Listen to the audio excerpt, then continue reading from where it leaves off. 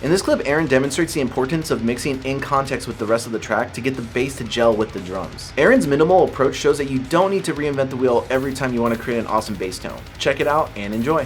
What I think I would probably start with is bass. And because I do a lot of compression, because it's a lot of stuff that's feeding into multiple compressors, I don't worry necessarily about notching too much.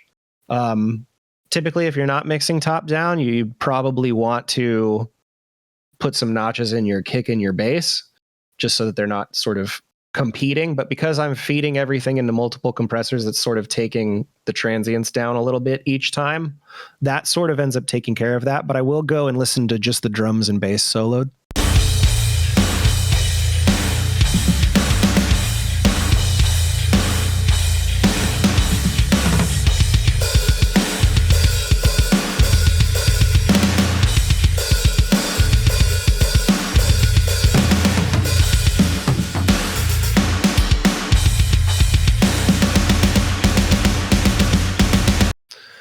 So I can hear that kind of somewhere in this area, there's a little bit of wonky. I don't know why a bass makes frequencies in this area because it just doesn't sound good. I end up cutting them out. So I'm going to make a little notch around 200 and kind of sweep that around.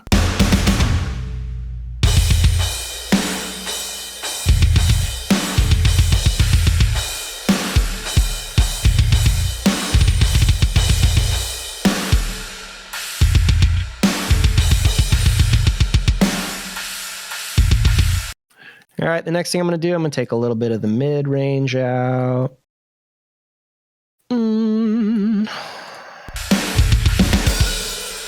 Oh, why did it start there?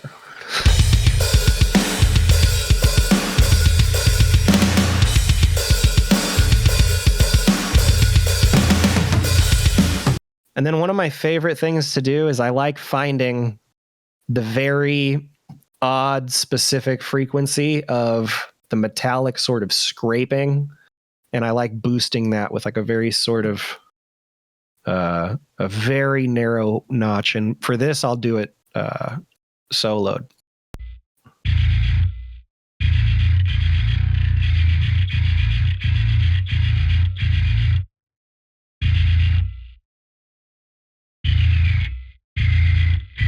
Oh, there we go. So that's the frequency. You can kind of hear that little whistling. And what I'll do is I'll find it and I'll just kind of drag it down a little bit.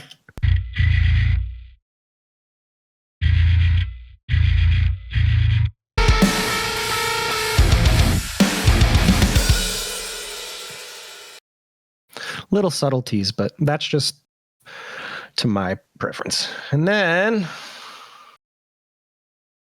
this is like a total misuse of this plugin, but I'll just throw an L2 on it just for the sake of having my sort of low end shelf with the bass. I mean, if you look at the actual waveform, let's see, I'll expand this without blowing my screen out too much. It's very already consistent level wise, but you know, you can just use a limiter to sort of make sure that your bass doesn't go out of bounds.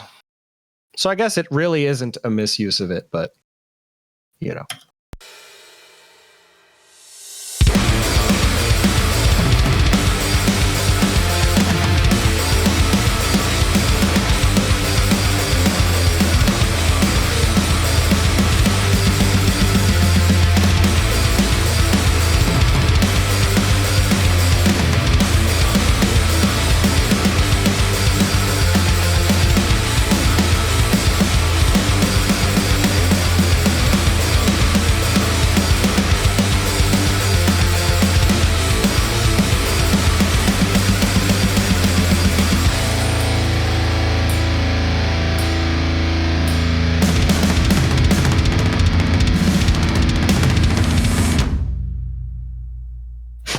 Doom.